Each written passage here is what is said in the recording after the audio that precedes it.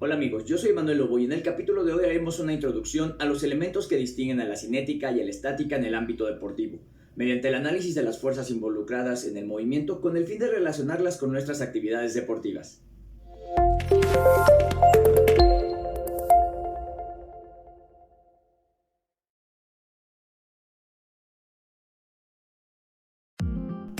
Los conceptos bases de la cinética están asociados con las leyes aplicadas al comportamiento de los cuerpos en movimiento y en reposo, es decir, las leyes de Newton, que explican por qué el cuerpo puede mantenerse en bipedestación o caminar sin caerse.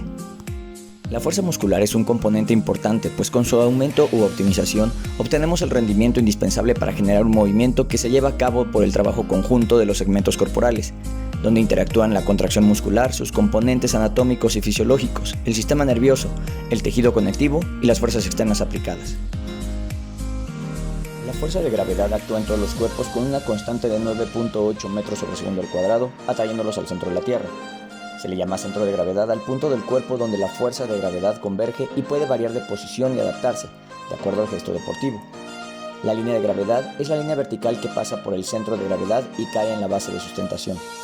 mientras que la base de sustentación se refiere al área de contacto que tienen los cuerpos con el suelo o la superficie. En el cuerpo humano, esta base es el espacio que se forma entre los dos pies.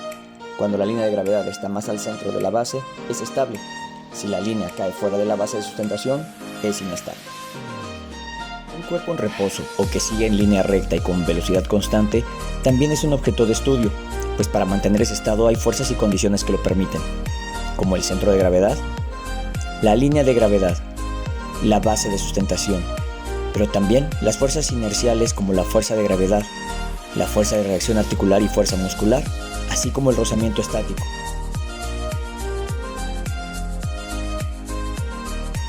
Para el estudio de un cuerpo en movimiento, las fuerzas y condiciones que lo permiten son el centro de gravedad, que cambia y se adapta de acuerdo al movimiento y es más estable cuanto más abajo se encuentra, la línea de gravedad, la base de sustentación, que a mayor distancia aumenta su estabilidad y a menor distancia se reduce,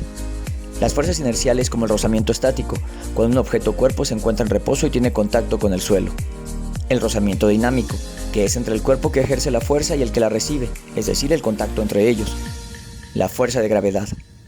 la fuerza de reacción articular y fuerza muscular, que en este ejemplo en particular el transverso abdominal se activa para estabilizar el abdomen y la región lumbopélvica, los erectores espinales y oblicuos estabilizan el tronco, los extensores de la cadera concéntricamente al inicio y excéntricamente al traer la pelota al centro,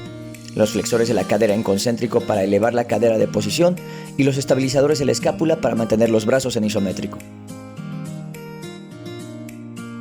El cuerpo constantemente debe vencer estas fuerzas que se relacionan y forman parte del esfuerzo solicitado en un momento dado. Es por ello que el centro y la línea de gravedad, determinados por la fuerza de gravedad y su constante, la base de sustentación, así como el equilibrio, que es la capacidad de tener todas las fuerzas reducidas a cero, la estabilidad, que es la capacidad de mantener este equilibrio o incluso regresar a la forma original,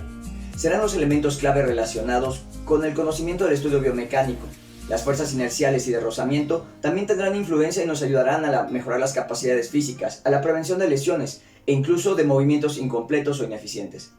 Yo soy Manuel Lobo y te invito al próximo capítulo de hoy.